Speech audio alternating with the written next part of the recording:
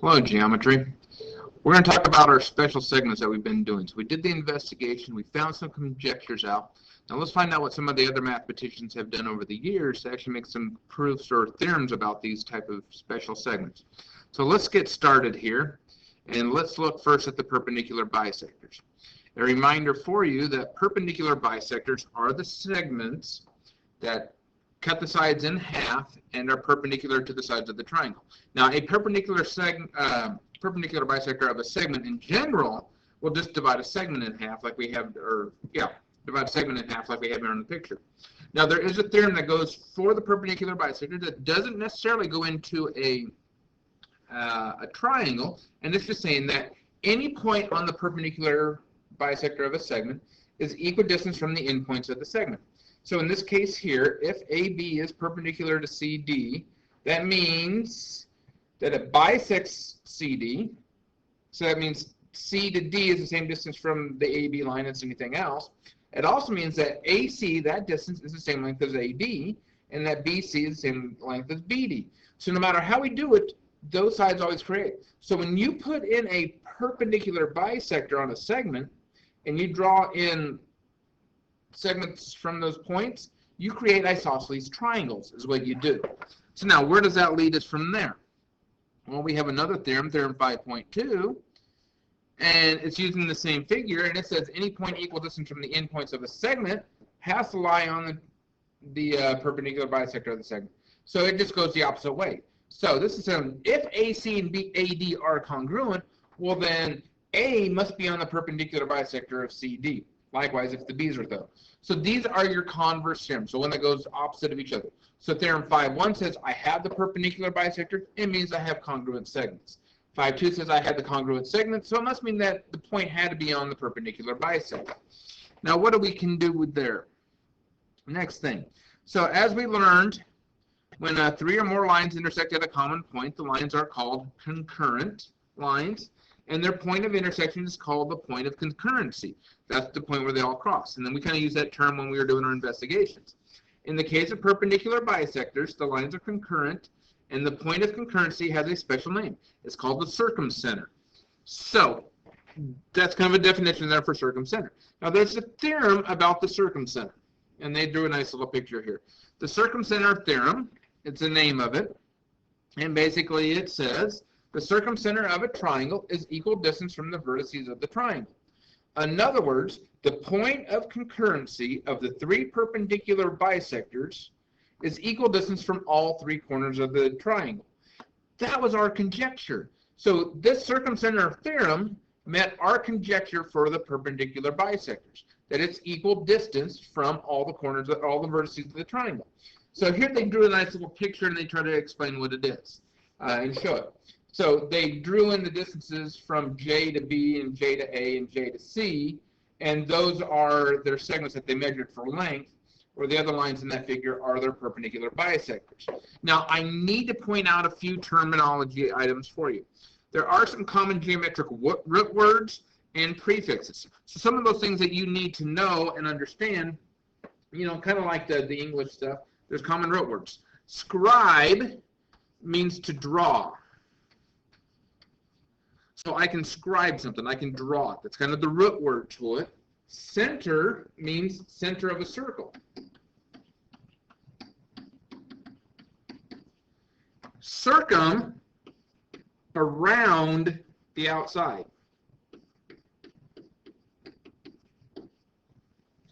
In, I guess you would say is short for inside. So those are some common words. So when we're told that this is the circumcenter, it must mean that is the center of a circle that goes around the outside of our object. So let's take a look at that real quick. I'm just going to bring up our picture from GeoGebra. Here was our perpendicular bisectors and the circumcenter. So D had to be the circumcenter, had to be the same distance from all 3 points. Now, if this is true, I should be able to make a circle with with the center and a point. So if I click at D and then I click at A, notice what that circle does. It goes around this triangle and it hits every one of the corners. So if I want to draw a circle that completely goes around the triangle and touches all three corners, I need to make the circumcenter. I need to use the perpendicular bisectors. Now, does this thing still work if it's not an acute triangle? You betcha. Watch what happens. The circle is always touching all three sides, no matter, or all three vertices, no matter what, every single time. That's what's really cool about the circumcenter. It allows us to draw the circle around the outside. Okay, so now let's go on and look at some other special segments. What about the angle bisectors? Well, the angle bisectors are where we cut the angles in half. Now, like the perpendicular bisectors, there's a couple of theorems that are specifically related to these. Any point on the angle bisector is equal distance from the sides. It's exactly the same distance from every side. So let's call it D. D and E are the exact same distance away from that angle bisector. So this point F. So FD and FE are the same length. They have to be, is what this says. And then phi 5 is the other way. Any point equal distance from the sides of an angle lies on the angle bisectors. So if EF and FD are the same length, well then F must be on the angle bisector of angle C. That's how the angle bisector part works. Now, we were looking at it in the triangle again. And in the case of angle bisectors, the lines are concurrent again. Yep, we know that. And the point of concurrency has a special name, and this time it's called the in-center. Notice our words are back. In, so we're going to go inside, center again, center of a circle. We must be able to put a circle inside. But let's see what their theorem says. The theorem says the in-center of a triangle is equal distance from each side of the triangle. That's kind of what we found out, too, is that that point in the middle is the same distance to all the sides.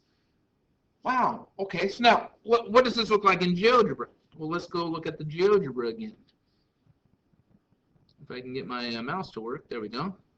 Okay, so look at the GeoGebra. So this time I made the angle bisectors. I have my in-center D. So this is for my angle bisectors. I better write that up here, huh?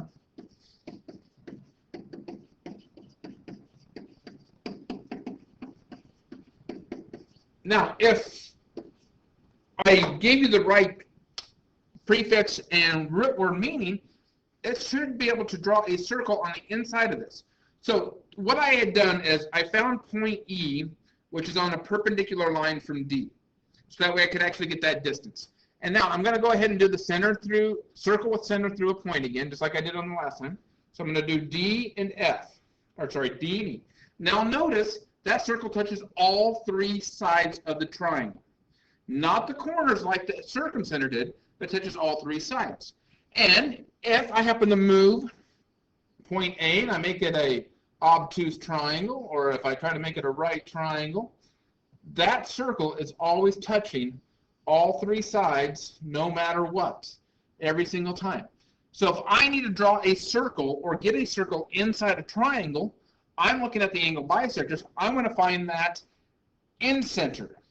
Think about if you're trying to put in a round piece of pipe through the rafters in your house, and you want to make sure that that will fit right in there, or well, what's the biggest circle I could get in there?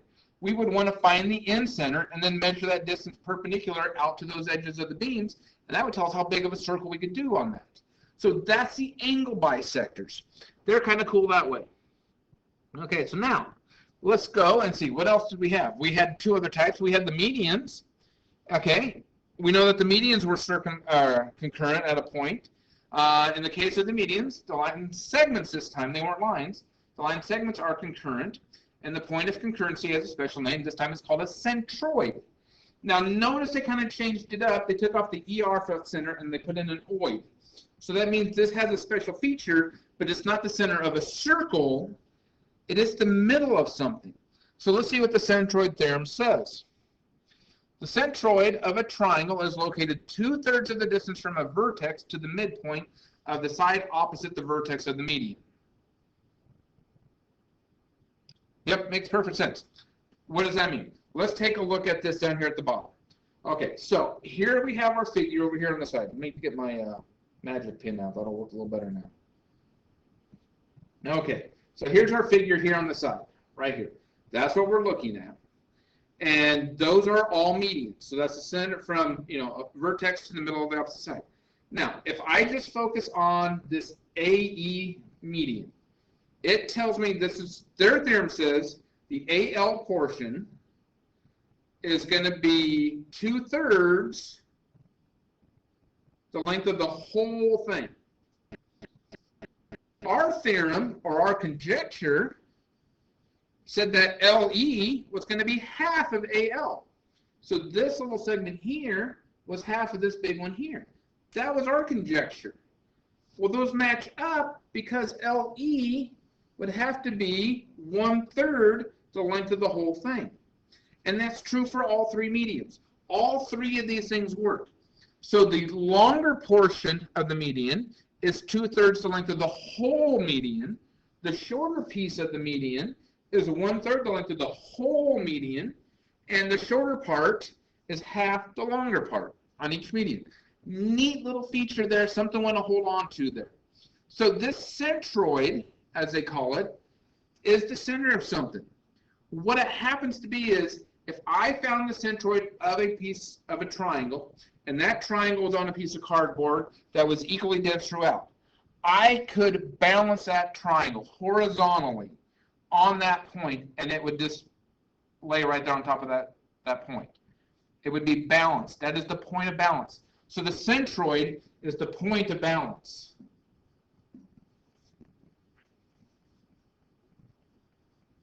That's what's so cool about the centroid. It's the point of balance of the triangle. It is the, quote, really center of the triangle with regard to its weight and its mass. That's what's cool about it. Okay, that leaves one type of angle set yet, and that's an altitude. An altitude of a triangle, we know, is a segment from a vertex to the line containing the opposite side of the side and perpendicular to the line that contains that side. We know that. We had to make those. Every triangle has three of those. We know that too. And they have a point of concurrency, and this time here it's called the orthocenter. So there's another one of those prefixes. Ortho, in this case, has to deal with being perpendicular. That's how we know that it's going to fit there. And the center, again, is a circle center. So this orthocenter, we could draw a circle, but in this case, it doesn't really do anything for us.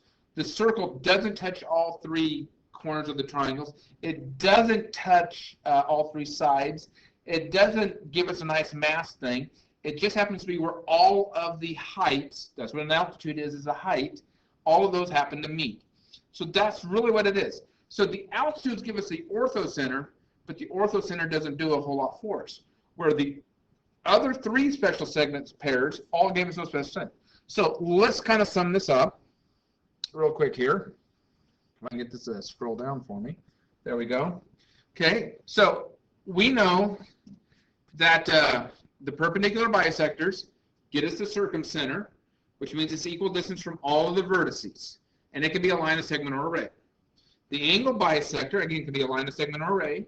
It gives us the incenter, which means it's equal distance from all of the sides of the triangle, which means I can draw a circle on the inside of the triangle. The median can only be done by segments, and they happen to give us the centroid, and that centroid breaks up those medians into special lengths. Let's go back to that other page for that. That's going to be probably the toughest one. The altitude gives us the orthocenter. There are segments from a vertex to the opposite side perpendicular, and the orthocenter has no real special thing other than giving us perpendicular deals and giving us triangles.